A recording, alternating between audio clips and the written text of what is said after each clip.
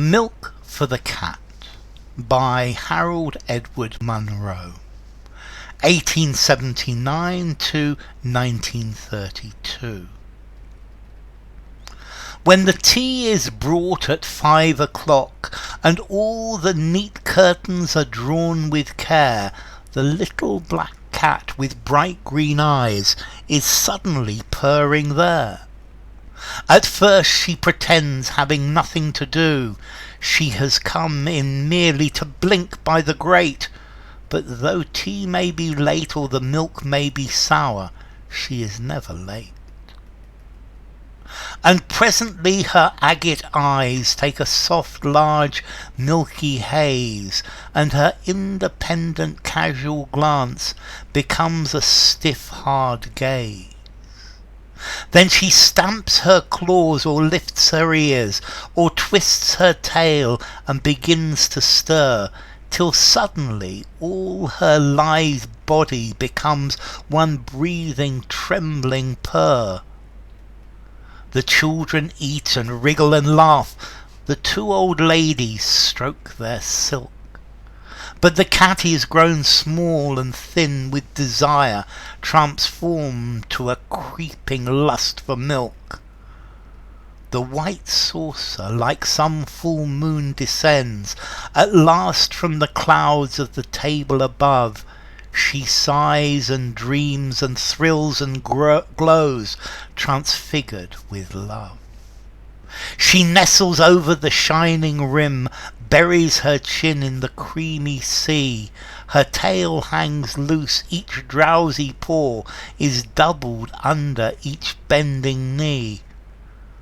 A long dim ecstasy holds her life. Her world is an infinite shapeless white, till her tongue has curled the last holy drop. Then she sinks back into the night, draws and dips her body to heap her sleepy nerves in the great armchair, lies defeated and buried deep, 3 or 4 hours unconscious there. Okay, this is a poem by Harold Edward Monro. He was a British poet.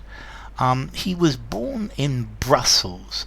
His father was a civil engineer, and let's see, he went to Radley College, and then he went to Caius College, Cambridge. It's written Gonville and Caius, but it's called Caius College. Now, he went to the First World War, but before it started, he opened what is called the poetry shop, and this was a place where he sold poetry, and he published poetry of living poets. The idea of this place, this poetry bookshop, was to publish new poetry, and this he was subsidized by him. Normally the poems didn't make a profit, but sometimes they did, and his mission was to promote poetry. He went to the First World War, and during the First World War the poetry shop was looked after by Alida Clementaschi, who he later married. Now, what's this poem about? Okay, this poem is a beautiful little vignette of a cat. Let's see. He was trying to be a bridge between the modernist poets and the Georgian poets. Georgian poets were the poets who continued with this romantic idea from the 19th century during the reign of George V after Edwardian times. And this tells the story of a cat. It tells us of the life of the cat, and it's a lovely description of how this cat lives. And this cat, it comes into the dining room where they have tea, and every day it has a saucer of milk, and it's as if this cat lives for this saucer of milk. And this is a beautiful description of how cats are. When the tea is brought at 5 o'clock, and all the neat curtains are drawn with care, the little black cat with bright green eyes is suddenly purring there. So, when it's tea time, and the cat always comes exactly at 5 o'clock.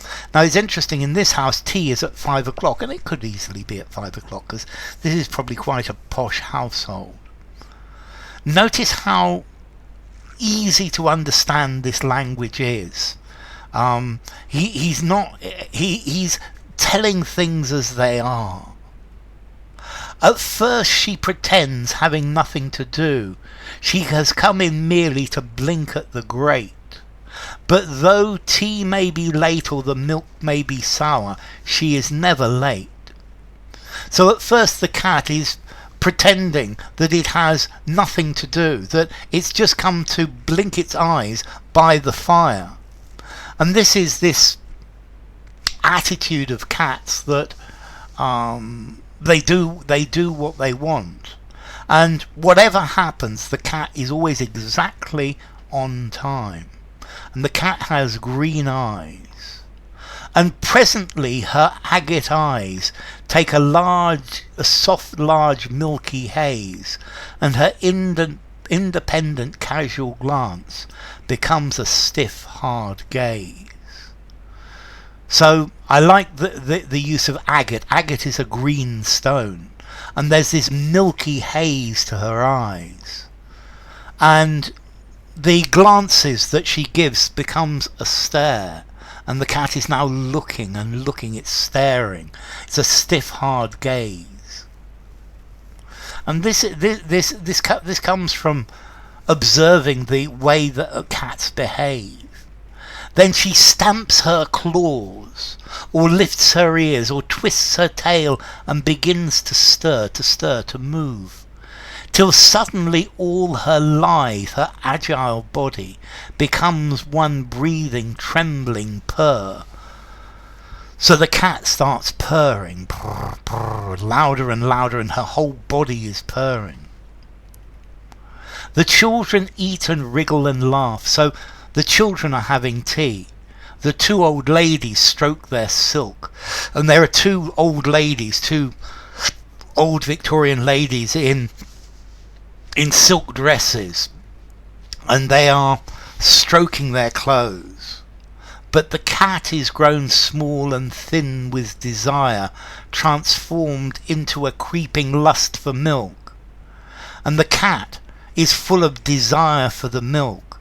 The only thing the cat is thinking about is milk. It desires its milk.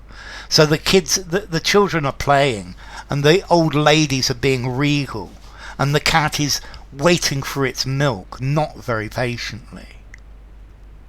The white saucer, like some full moon, descends at last from the clouds of the table above. And this is a lovely simile, because this is looking from the position of the cat, and this white full moon, this is the saucer. This is the saucer of milk, and it comes down from the clouds above, from the table above. So one of the old ladies is putting down this saucer of milk.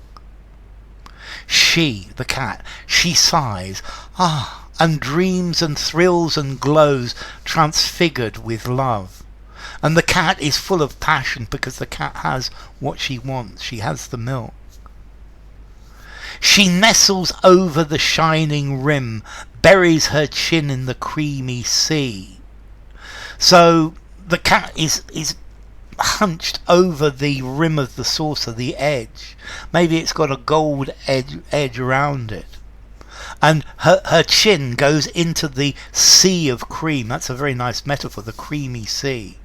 Her tail hangs loose. Her tail is hanging down.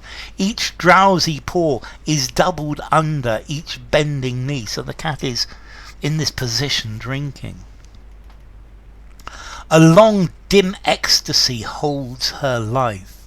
So the cat is in a moment of ecstasy.